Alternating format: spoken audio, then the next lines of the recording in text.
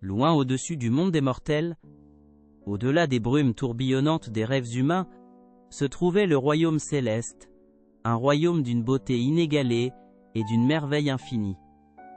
Là, les nuages dérivaient comme des rivières soyeuses, les montagnes touchaient les étoiles mêmes, et l'air scintillait d'une magie ancienne et douce. Gouverné par le bienveillant, mais juste, empereur de Jade, Huangge, et sa compatissante impératrice de Jade, Huanggu.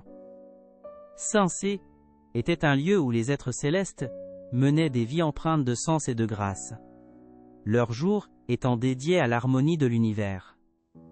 Parmi ces êtres célestes se trouvait Jiknyeo, la tisserande, petite fille de l'empereur de Jade en personne.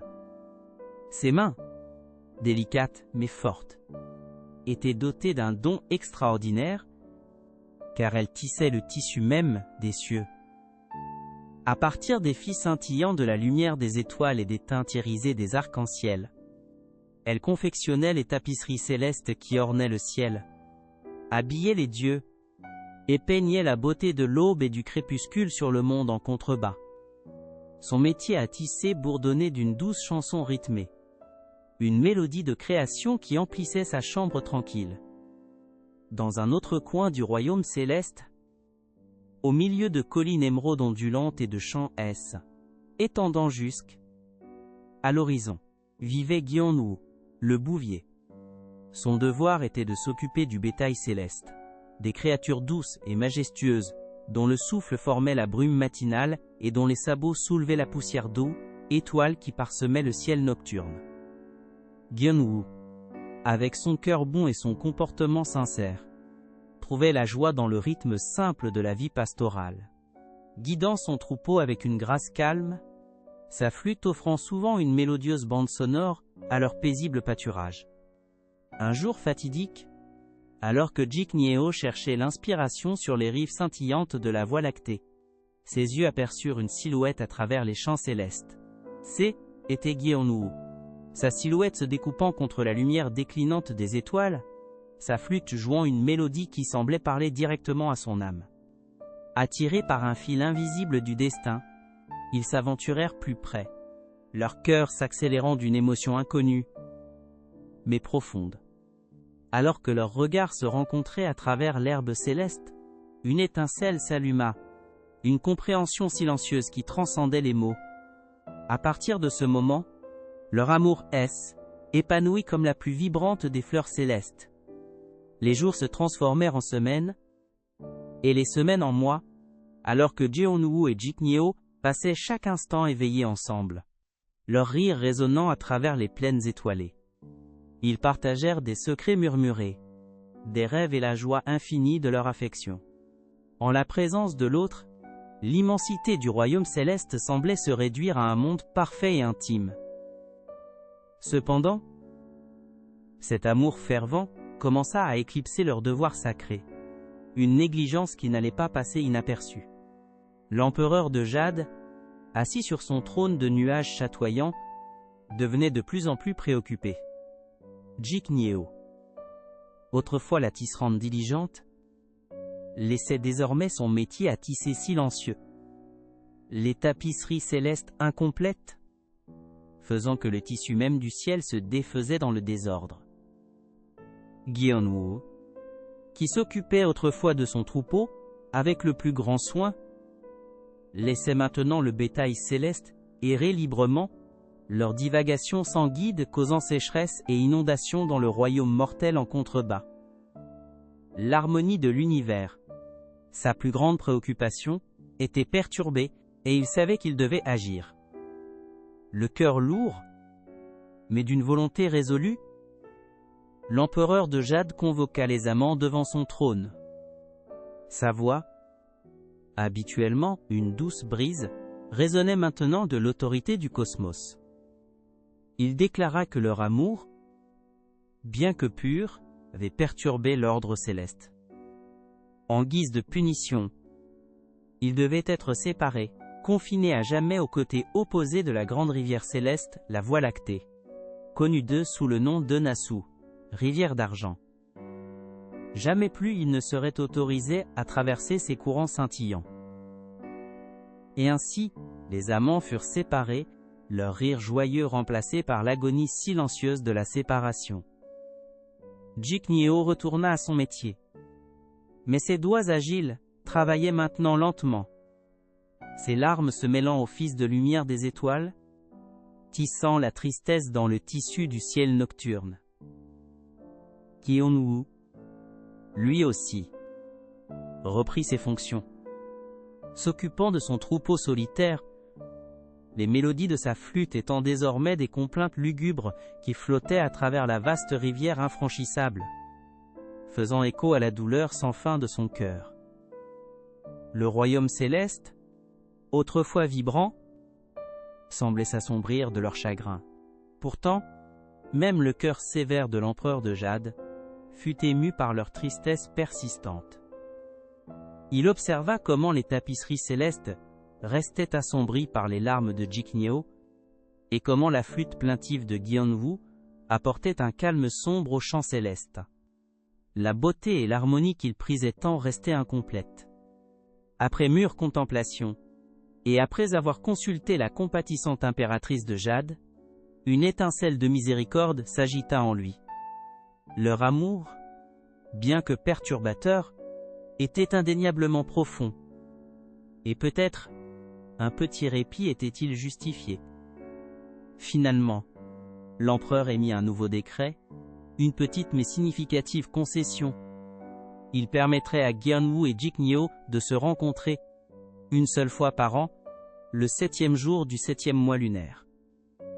Ce jour, connu sous le nom de Chilseok, serait leur seule chance de se retrouver à travers la vaste Eunasou. La nouvelle parvint aux amants, apportant une espérance désespérée et fragile à leurs cœurs endoloris. Bien qu'un seul jour ne fût qu'un moment fugace dans la éternité, si était une bouée de sauvetage, une raison d'endurer une autre année de désir ardent. À l'approche de Chilseok, le royaume céleste bourdonnait d'une énergie inhabituelle. Mais il y avait un problème. Le Nassau restait trop large, trop turbulente pour que quiconque puisse la traverser. Les amants, malgré leur espoir, faisaient face à une barrière impossible, témoins de leur détresse, et touchés par leur amour durable. Une volée de Pi, Kashi, des royaumes célestes et mortels, décida d'agir. Ces étaient des oiseaux humbles, souvent négligés, mais leur cœur était rempli d'une compassion inattendue et d'une détermination farouche. Avec une démonstration étonnante d'unité et d'altruisme, les Pi commencèrent à voler vers le centre de l'Eunasou. Une par une, puis par centaines, elles se posèrent sur la surface chatoyante de la rivière, leurs corps s'entrelaçant, formant un pont vivant, l'Ojakyo, le pont des Pi. Leurs petits corps déterminés tinrent ferme contre les courants célestes, leurs ailes formant une arche, un témoignage de la puissance de la compassion collective. Ce fut un miracle tissé d'amour pur et d'empathie. Le cœur battant d'anticipation, Gyeonwoo et Jiknyeo montèrent sur l'Ojakdro. Le pont, fait de Pi vivantes et respirantes, semblait ferme et sacré sous leurs pieds. Ils marchèrent lentement, les yeux rivés l'un sur l'autre, traversant le chemin qui leur avait été refusé si longtemps. Alors qu'ils se rencontraient au centre même du pont, leurs mains se tendirent, leurs doigts s'entrelacèrent, et une lumière radiante sembla jaillir de leur étreinte, un phare d'amour pur et non dilué. Pendant quelques précieux instants, l'univers retint son souffle. Le couple céleste, enfin réuni, oublia toutes ses peines, tout son désir. Ils parlèrent de l'année écoulée, partagèrent de doux réconforts, et se délectèrent simplement de la chaleur de la présence de l'autre. Sur leurs visages, les traces persistantes de tristesse furent momentanément effacées, remplacées par une joie incandescente qui rivalisait avec les étoiles les plus brillantes. Ce jour unique, cette seule et magique réunion, rendait la longue année de séparation supportable. Mais alors que le soleil céleste commençait sa lente descente, peignant le ciel de teintes de violet profond et d'or, le moment inévitable de la séparation arriva. Leur temps était écoulé. Le cœur lourd et les larmes renouvelées, ils savaient qu'ils devaient se dire adieu, pour retourner à leur vie solitaire, de l'autre côté de l'Enasu. Leur étreinte était plus forte, leur baiser plus désespéré, chaque contact imprégné de la tristesse d'une autre année de désir qui étirait devant eux. L'épi, elles aussi, sentirent leur tristesse, leur petite forme tremblant sous les pieds des amants. Alors que Gyeonwoo et Jiknyo se séparaient enfin, leurs larmes de chagrin commencèrent à tomber. Non seulement leurs larmes, mais le chagrin collectif de tous ceux qui furent témoins de leur amour durable et de leur séparation poignante. Dans le monde des mortels en contrebas, cette même nuit de Chilseok, une pluie douce tomberait toujours, une averse légère et purificatrice qui portait les larmes des amants célestes. C'était un rappel annuel de leur amour durable, de leur sacrifice et de l'espoir de leur réunion annuelle. Et ainsi, pour elle, éternité, le schéma se répète. Jeonwoo retourne à son troupeau, Jiknyo à son métier.